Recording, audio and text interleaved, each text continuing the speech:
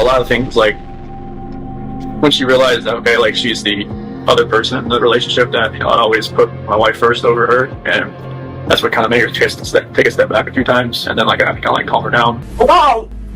I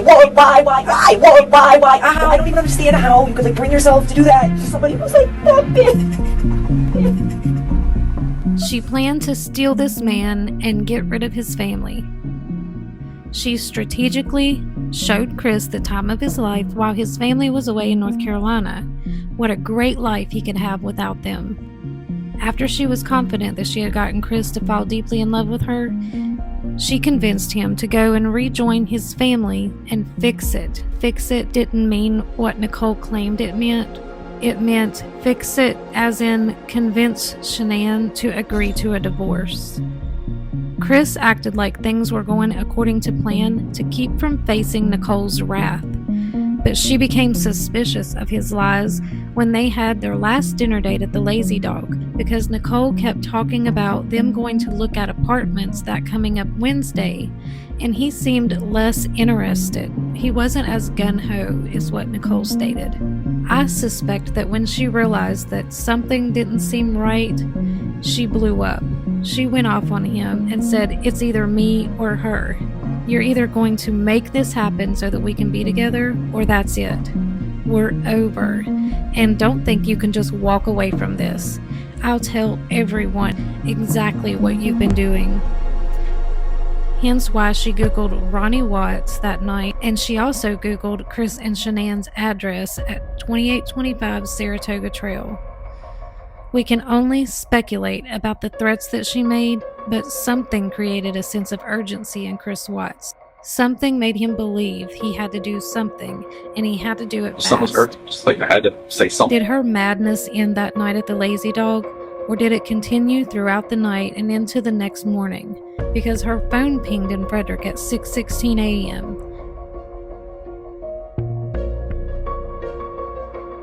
Why was she there, and what did she do?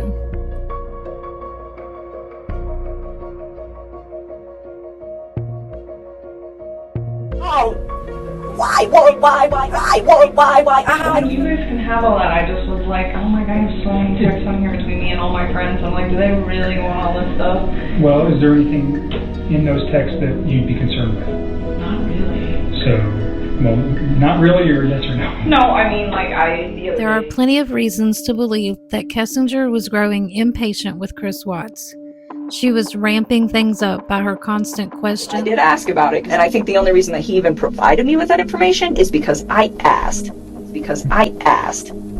Many things were happening that showed that her feathers were getting ruffled. She was becoming agitated. You said he's with two women. Was that one of your considerations for not telling anybody about him? Yes, well, I mean, it was like we were like dating for like 3 or 4 months, and he's still talking about, oh, I'm gonna move out, I'm gonna sell the house. I think at that point I've just been like, I don't think you're really like doing these things you say you're gonna do. I don't think you're really like doing these things you say you're gonna do. I don't even know if they were like filing for divorce. I don't know if they were putting the house up. I don't even know anymore. Let's sort of set the mood here. This is possibly an already unstable woman.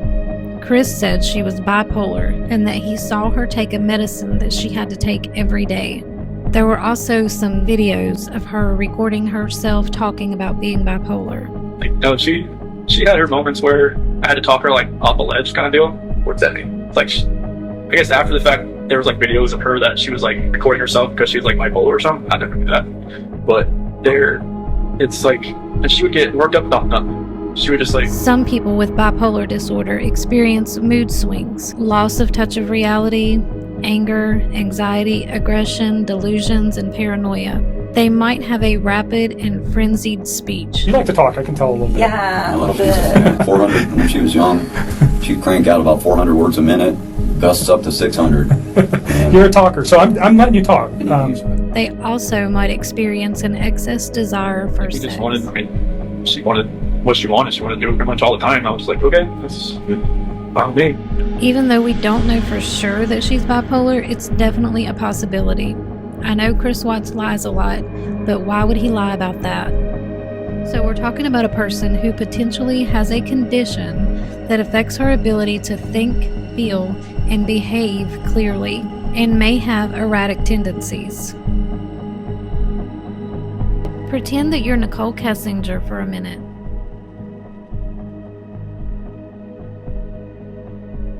You've been dating this man who's married for some period of time.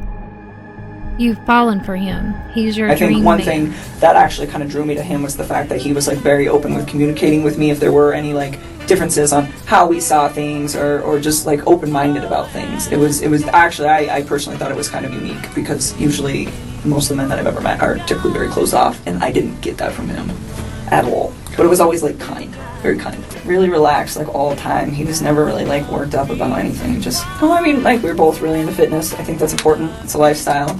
Both of us ate pretty healthy, so I think that was important as well.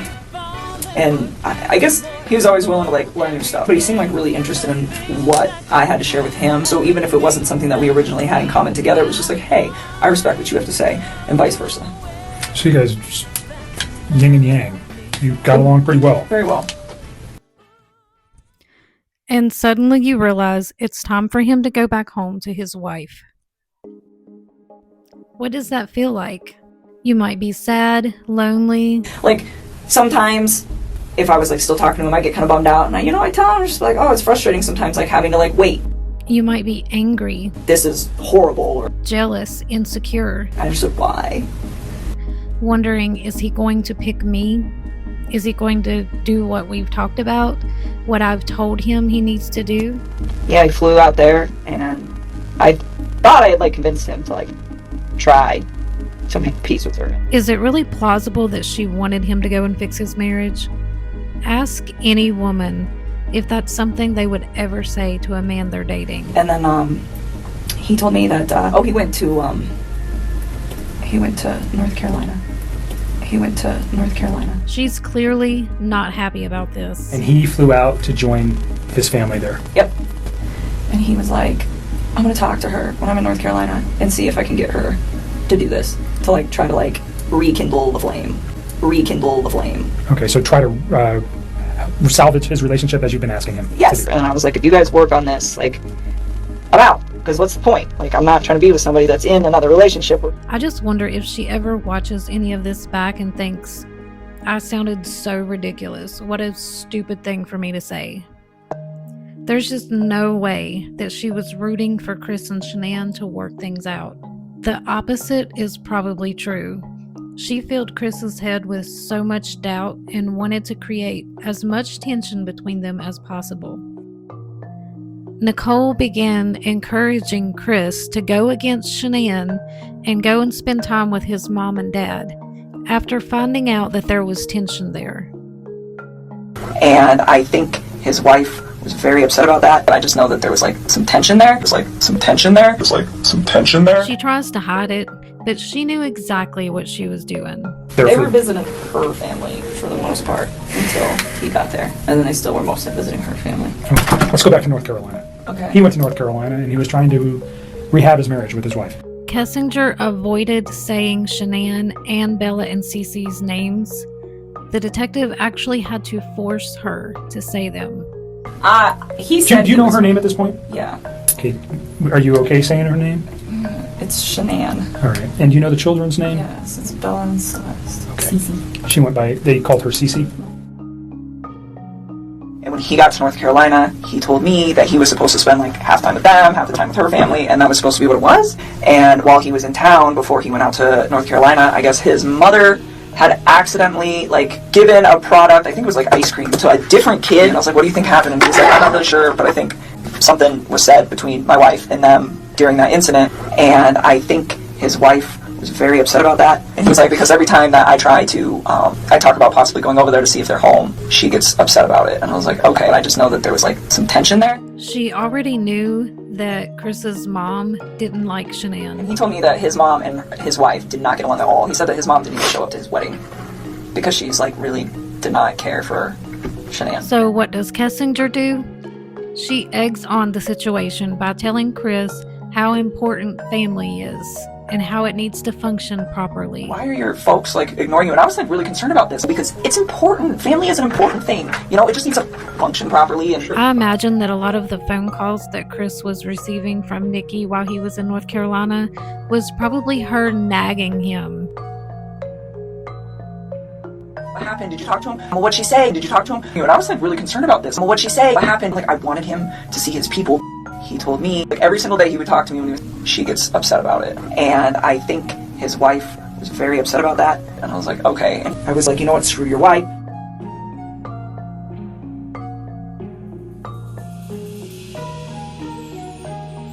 She must have been getting more anxious and nervous about whether this separation was truly going to happen, because she spent hours a day looking for an apartment for Chris instead of letting him take the initiative himself. So for his apartment, like, because I told him I'd help him do homework. I was like, you do some homework, I'll do some homework. We'll knock this out, because if you guys are for real putting the house up, you got to figure it out.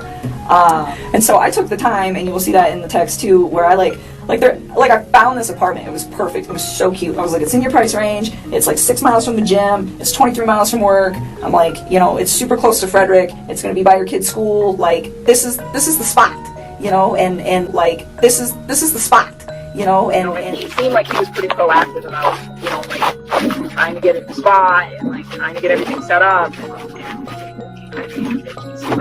About that, you know, like I remember we were talking about it. I was like, because I was like, are you gonna get a 2-bedroom or a 3-bedroom? And he's like, I wanted 2. I'm like, why don't you get a 3? And then he's from the girls can have a room. And he's like, I can't afford that. And I was like, all right. And then he was like, I'm gonna do 2-bedroom. And then I remember telling him like, oh, me and my sister had bunk beds when we were little kids. It's kind of cool. They might like it. And he was just like, all right, you know. And so I was like, kind of helping him with that. I was like, we'll go find someone that'll be good and help you guys out. And then I was like, I don't know. I mean, I tried. I really tried to like handle that whole relationship in the most like decent manner that I could, I guess you could say. So, and it was really exciting. Like, I liked helping him. This is what he told me he wanted. So I was like, well, I will help you do the research. But another thing.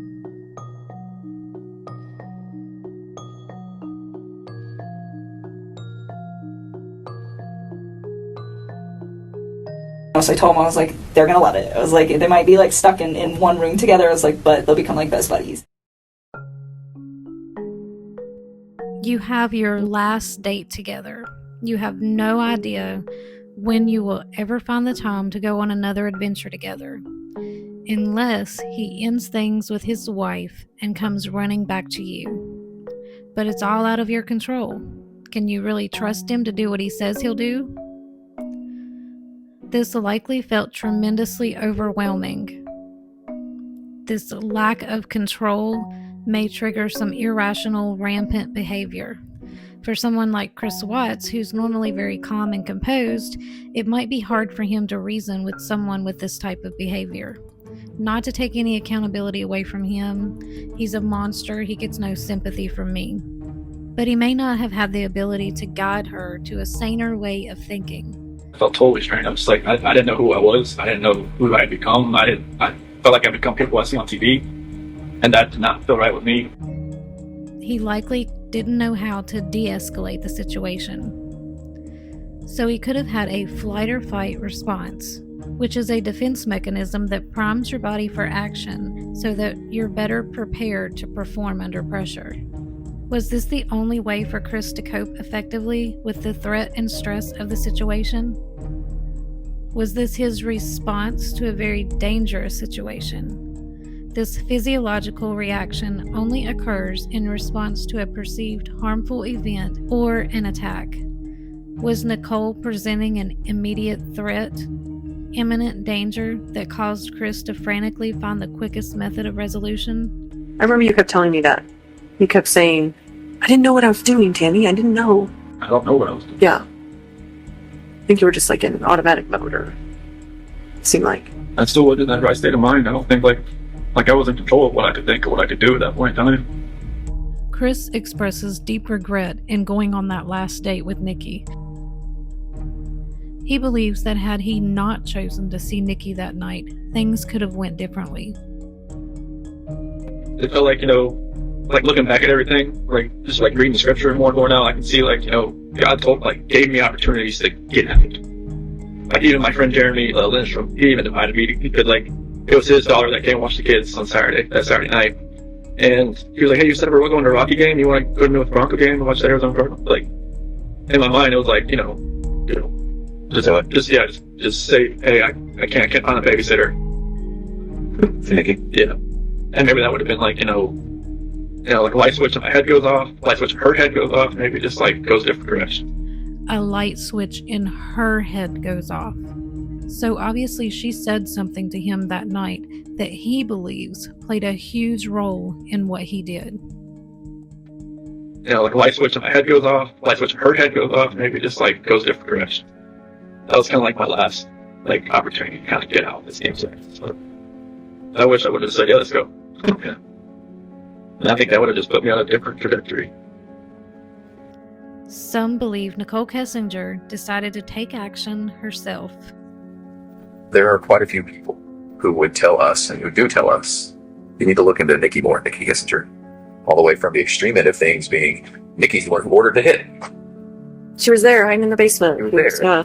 So the extreme is, she's the one who told Chris to do it. She's the real problem. All the way, that's the extreme side, and then all the way to, well, there were these texts where she was infatuated, she was in love, she was saying how good Chris was in the sack, and maybe we should look at her more. What would you say to those people? Chris's answer here is very telling.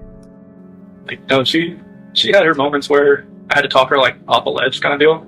She had her moments where he had to talk her off a ledge. Absolutely not. She had nothing to do with this. Everybody's wrong. Nicky didn't do anything. This is all my fault. He said none of those things. His answer was he had to talk her off a ledge a few times. It's like, and she would get worked up about nothing. Did she really sit back waiting and expecting Chris Watts, the mindless sheep, to carry out their plan? Was she even capable of allowing someone else to take control of the situation and get things done? Letting Chris take charge wasn't exactly going well. You can see in Shanann's text that there was very much a back and forth where Chris would agree to work on things and then later change his mind.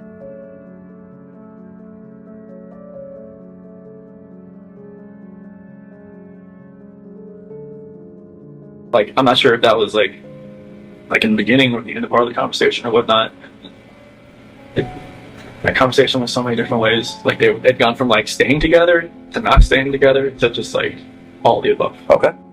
He wasn't doing a very good job of getting Shanann to agree to the terms of the separation and divorce that Nicky had laid out for them. She was so demanding that it makes you wonder whether she was ready to step in and make sure things were done exactly how she wanted. Thank you so much for coming out here with me, Christopher. I am having a wonderful time.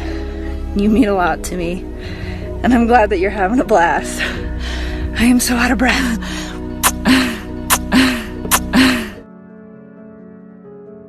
After the Lazy Dog date on Saturday, on Sunday, August 12th, Chris and Nicky spoke on the phone for 111 minutes, the same day that Shanann was to return from her trip. Phone call on Saturday from 9 to 11. What did you guys, or pardon me, on Sunday from 9 to 11? Yeah, we talked a few times. So, Sunday, Okay. I think so. I need to think. I can't even think. Take a couple breaths and take a second. Sunday night. I don't even know. I don't think I was concerned about anything at that point. You guys had a meal, a nice meal the night before. His wife was probably coming home late that evening. You know what? Oh, that conversation? Yeah, I remember that conversation. I still don't remember what we talked about. That's the conversation that I can't tell you about. You know what? I've always believed that her reaction here revealed not only that she does have a memory of their conversation, honestly, we talk about so much random stuff, it's so hard to pinpoint some of these things. But also that it was significant for her to not disclose what her and Chris discussed that night. The night right before Shanann got home, and Chris had possibly already his girls. I don't remember what we talked about. I do remember that was a long phone conversation. We probably talked about all sorts of stuff. So the phone conversation, I don't remember what was in the phone conversation. Probably nothing of relevance, to be honest with you, but... It's funny that Chris also doesn't remember anything they talked about. Only a couple of hours after this conversation with Nichol Kessinger, In the late hours of August 12th and into the early morning hours of August 13th, Chris Watts murdered his entire family. And now to that unnerving moment. Chris Watts explains why he put the of his family into oil tanks. Either you're this monster who says, I just want this young, hot girlfriend, so I'm going to kill everyone and hope it works out, or something. I will love you. And stand by you. And stand by you. As long as we both shall live. As long as we both shall live. This story will forever be burned in our minds as one of the most shocking and senseless cases of the 21st century. Chris Watts' mask slipped and his true nature was revealed. In the words of DA Rorick, why did Shanann, Bella, and CeCe, and Nico have to in order for the defendant to get what he wanted? I didn't know what it happened to be. So Nikki even asked me, like, have you done this before? Have you go straight away? I'm like, I've never even thought about it. It's like, what's different? It's like, I guess it's just you that's different. Nicole's phone pinged in Frederick at 6:16 a.m. I don't know about y'all, but the phone ping is something I'll never get past. If you can't explain to me why she was there at 6 a.m. on the same morning Chris Watts loaded his family into that truck, don't expect me to consider her an innocent woman. In over 6 years, there's been no explanation. Investigators have given us nothing, not a single theory or reason for her having been there in Frederick that morning. And the phone ping is only one component. There are many other things to consider. Her behavior after the fact was suspicious, to say the least. First, Nichol has no alibi. We don't know where she was during that time frame because nothing was released to the public to clear her. What did that cause you to do with your phone, though? Oh, what, when I deleted those? I was just kind of grossed out by him, to be honest with you. I was just like, I don't know what's going on right now, but you just lied to me, and I don't want to see this come over my phone anymore. So I removed it. I deleted all of his stuff because he lied to me. I mean, that's what it was. It was the hurt that made me delete it, and then it was the lie that made me start questioning everything else he'd been telling me for the last few days. So just for context, yes. When people delete stuff off phones, usually we go, no, it wasn't malicious at all. It wasn't malicious at all. He lied to me. It just hurt. None of this other stuff would have happened. That's what it would have been. That would have been the end of it. The information was not destroyed because there was anything in there that would be harmful to you or potentially to Chris at this point, but harmful to you in particular. That's not what you did. No. You did it out of, excuse my language, this guy's an asshole, so I'm getting rid of him, and I'm getting this stuff off my phone. That was like me kicking him out of my life. And then, like I said, and then realizing that he lied, that was when I was like, okay. Not only did she delete stuff off her phone, but she demanded Chris to delete everything from his phone. She told me to delete everything. I didn't delete everything. Okay. I'm not sure why I didn't delete everything, but probably helped you guys out a little bit. But she told you to delete everything? Delete all conversations. Did she tell you why? That deleted. I don't think you can ever delete a text message. We're pretty good at getting deleted text messages. Text messages between you and friends that reference anything that would be concerning regarding this case. No. Like talking about Chris. I think you've told me that you've never even really talked with my friends about him. No, and like my friend's dad died. In Discovery, we see the time that she clocked out of work that day, but we've never seen when she clocked in. Nichol and Chris communicated a couple of times by text on the morning of August 13th. Did you talk to Nikki afterwards? After all this happened? On the 13th and the 14th. What was that conversation like? It was the 13th, kind of like, it was more text and then maybe a phone call. She got home on Sunday. So did you ever talk to him late on Sunday night? No, we were on the phone, but I mean, I had to let him go and get up and go to work. That was the 9 to 11 call it was like a 2-hour phone call we talked about yesterday on Sunday night from 9 p.m. to 11. And that would have been the last time that I talked to him until the work day on Monday. And that's when he texted you at like 3:45. No, we talked during work. Remember I told you he like randomly texted me throughout the day at work, but it was just like bullshit conversation. Okay. It wasn't like anything. No substance. Okay. She then asked him about a Metallica song called Battery, which happened to be the name of the containers that he was disposing of his children in. The lyrics actually say,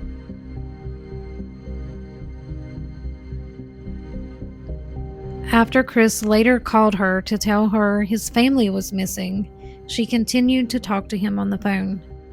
Chris told her where he was, which was at CeCe 319, and she asked him to prove it.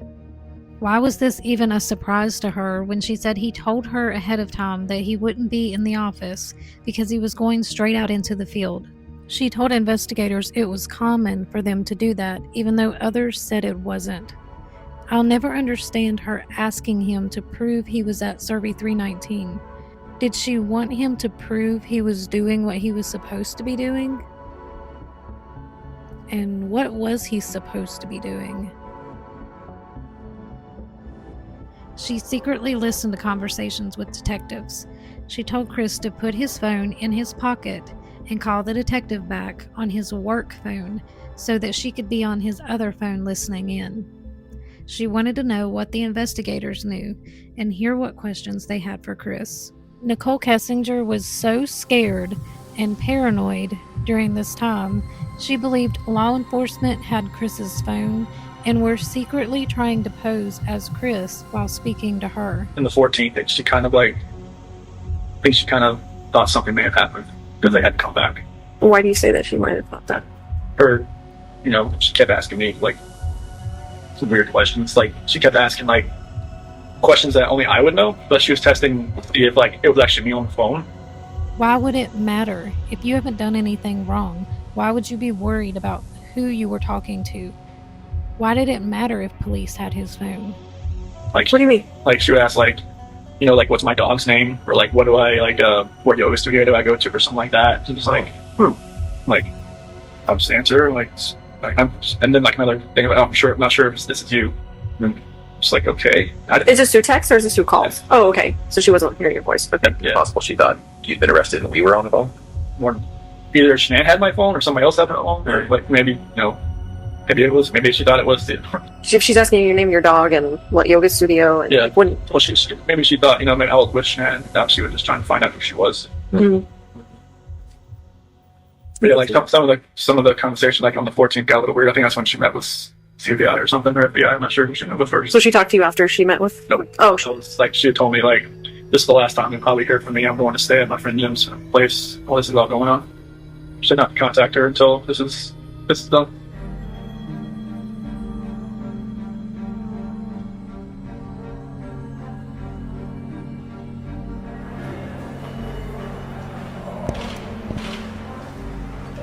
Mr. Watts, why did you kill your wife and 2 children? Mr. Watts, did you confess? After Nichol got word that Anadarko was about to hand over emails that they had discovered between her and Chris, and after deleting all evidence from her phone, Nikki reluctantly decided to come forward. Special Agent Philip Jones. Today's date is August 15th, 2018. Interviewing Nichol Kessinger. I met Chris at work. He's not like one of my direct coworkers. He just like works kind of in passing in the same office building as me. I met him, I don't know, probably around the beginning of June, maybe before that. And we kind of talked in passing and then started to get to know each other. We started hanging out pretty frequently around, I want to say like the last week of June, somewhere around there. And have continued to talk until then. He informed me that he did have 2 kids. I knew that he had 2 daughters. He also told me that he was currently in the process of a separation from his wife. Monday afternoon, he told me that she was like gone and he didn't know where she was. And at that point, I don't think that it set off any alarms in my head. And then yesterday rolled around and she's still not around. And that started to seem really concerning for me, that people still don't know where she is, and they don't know where those little girls are.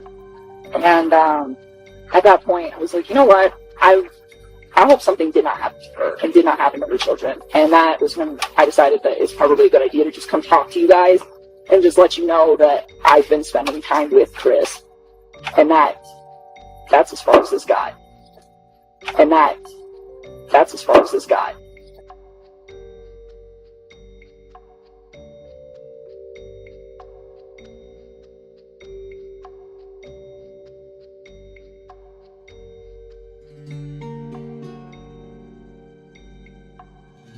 I was like, you know what? I wonder if there's more to this story than I know, and it's really hard for me to process this because I think he's a really good guy. And, I'm worried about his wife and kids. Like, really worried about his wife and kids. Like, I don't know where they are.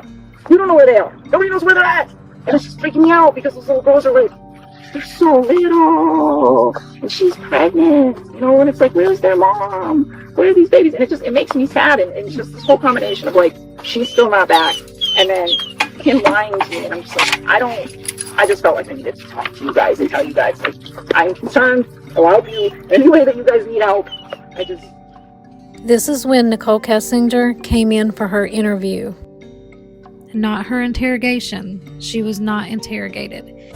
You can get up and leave at any time. You don't have to talk to us. If there's a question you don't want to answer, don't answer it.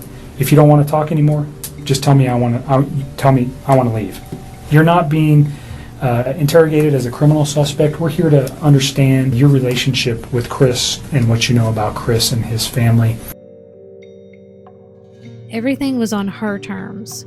In fact, I believe there was an agreement from the start that Nichol would not be made out to be Chris's why, his motive. So if his wife was not pregnant, and forgive me, but if he takes her out of the picture, you're never going to know that she was pregnant, right? What do you mean takes her out of the picture? Like, if he her, she's out of the picture. You're never going to know if she was pregnant. If he can get away with, you're not going to, I got divorced from my wife. You say, do you understand what I'm saying here? If she's gone, but this, don't leave. Hypothetically, please. This is where Daddy-O chimes in.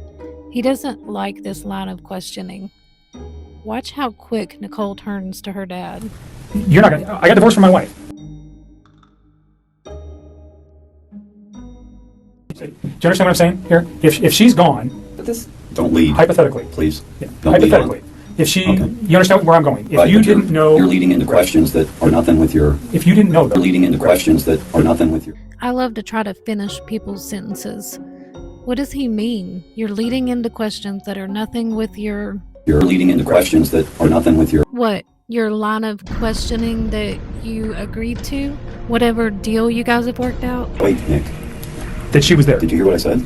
I'm following you. I just want her to answer a question that relates to, she said something that's important, that if he didn't have a child on the way, or if she didn't know that, she would have continued the relationship, right? And he called you and said, I'm divorced from my wife. And he gets away with this.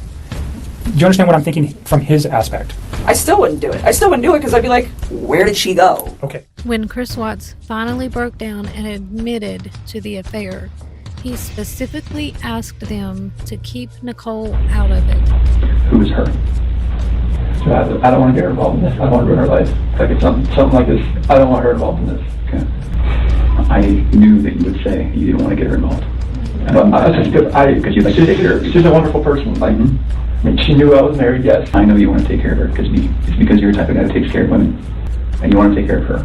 So can we make a deal? I don't think this girl did anything to hurt anybody. But I can't walk out of here wondering. So can we leave her out of it? Okay. Get back to your wife and your daughters. Okay. Where are they? That I do not know. She walked in wearing a cloth of protection. Why did she need so much protection? What was everyone protecting her from? One of the biggest things that makes Kessinger look guilty is all of her lies during her interviews. We could count Nichol Kessinger's lies, but we'd be here all day. What's more important is, why is she lying? She basically lied about anything that would make her look bad. She knew she wasn't going to walk out looking like an angel, but she at least wanted to soften the fall. Have you ever met someone and all they talk about is what a good person they are? I still, I took everything you said to me at face value. I try to do that for everybody. Fairly healthy, open communication, honest, it's very calm, respectful. Just read about it, about everything. Reading is so good for you. So I'm here because of those three. You're in a unique position. I know, that's right. When babies, man, the babies, that woman, like that whole situation, I'm here because of those three. And her unborn. But I'm here for those three. I really want to help you guys. And so I was kind of helping with that. I was like, we'll go find something that'll be good and help you guys out. And then I was like, I don't know. I mean, I really tried to like handle that whole relationship in the most like decent manner that I could, I guess you could say. So Good people don't have to tell you that they are good. Deep down, there's a monster lurking who is the exact opposite of what they are describing. Usually when they talk about how well they treat others, it's because they expect you to treat them that way. I just wish they would have been honest with me in the first place, but it is what it is. She wants respect, honesty, and loyalty from other people, even though she doesn't offer that to the people around her.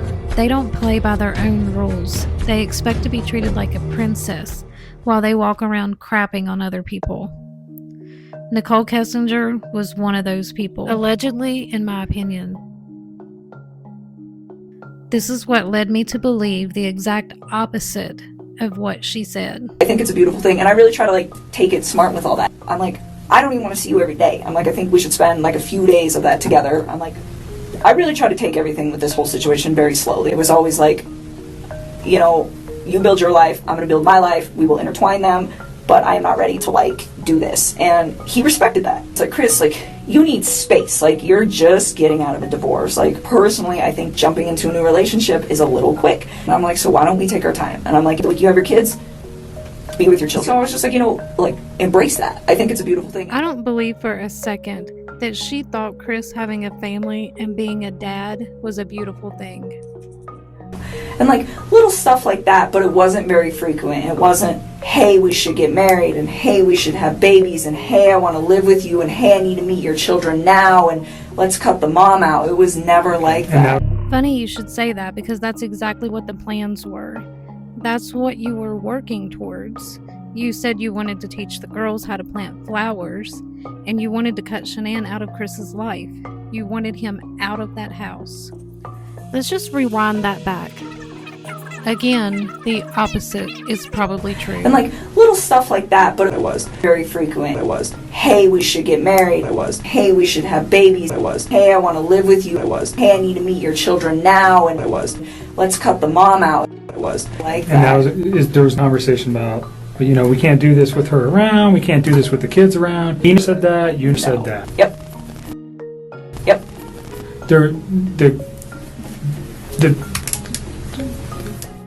I've always believed that she watched them from afar. She wanted Shanann's life, minus the financial trouble. Nobody wants that. But she wanted the house, the car, the vacations. She wanted it all. And she wanted her man. She basically wanted to replace Shanann. On November 6th, 2018, Chris Watts took a plea deal. I'd like to say Nichol Kessinger was fully investigated, but in the words of Tammy Lee, Chris stopped the clock. I don't know how or why they chose to give Chris Watts that much power. I understand him taking a plea deal would stop his clock, but that should have had no effect on investigating Nichol Kessinger. Why do you think she wasn't fighting? Well, maybe she was praying. Maybe she was just. I read the Bible and said, you know, like, forgive these people for they do not know what they do. Maybe she was saying that. I don't know what she was saying in her head, but she, forgive these people for they do not know what they do. Forgive these people for they do not know what they do. But there was no love there. It was kind of like, what we were saying, what she was saying, it was just like, what we were saying, what she was saying, it was just like. Yep, he said we. What we were saying and what she was saying. As if when they were having their argument that night, there was two of them against Shanann. It's almost like we knew like something was coming at each other. We didn't know, like, it wasn't ourselves, really. Now we are left with all of this uncertainty. Questions were left unanswered, and we may never know the full details of exactly what Nichol Kessinger's role was in all of this. If you could prove you weren't involved, why wouldn't you do it? Why stay in hiding for 6 going on 7 years now if you're completely innocent and there's proof that can clear your name? You wouldn't. Oh,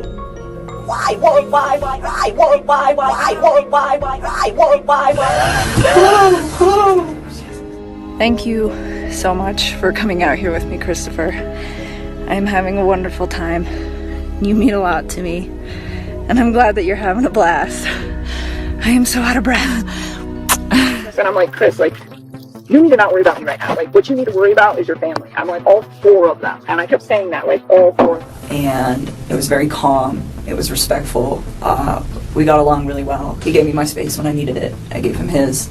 And anytime, like, he wanted to take care of it, like, anytime that his kids could be in, like, his life for hours or days or whatever, whenever they were home, I made sure that I wasn't a presence in his life so that he could be the best dad that he needed to be. And, I mean, I thought what we had, it was very comfortable for me. I enjoyed it. I think he did very much as well. Okay. So you're pretty serious. Did he ever tell you that he loved you? Yes, he did. Did you ever tell him the same? A couple times. Okay.